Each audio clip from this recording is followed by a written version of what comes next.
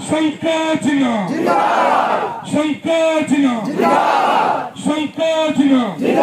खुंटी बणिया गस्त करी 13 नंबर जोनवासी समस्या पचारि बुझिले खलिकोट विधायिका। खलिकोट ब्लॉक अंतर्गत ओडिया आलपुर पंचायतर खुंटी बणिया गस्त करिसेंती खलिकोट विधायिका सूर्यमणि वैद। बुधवार मध्याह्न 12:30 समय खुंटी बणिया ठारे विधायिका श्रीमती वैद पहुंचवा परे विपुल स्वागत समर्थना जणाइबा सहित पटुआरे पाछटी नहीं 13 नंबर जोनवासी। विधायिका 13 नंबर जोनवासी समस्या पचारि बुझिथिले। अवसर में खलिकोट ब्लॉक अध्यक्ष दैतारी बेहेरा, जिला परिषद सभ्य विनायक जाली, जिला परिषद सभ्या सोनम पलेई, कनका सरपंच रेखा कुमारी जाली, लंगलेश्वर सरपंच रमेश चंद्र साहू, बकुट गाँ सरपंच गणेश साहू, श्रीकृष्ण शरणपुर पंचायत समिति सभ्य राजू तरेई, वरिष्ठ नेता किशोर पलेई, ब्लॉक युव सभापति दयानिधि साहू, निर्वाचन मंडली सभापति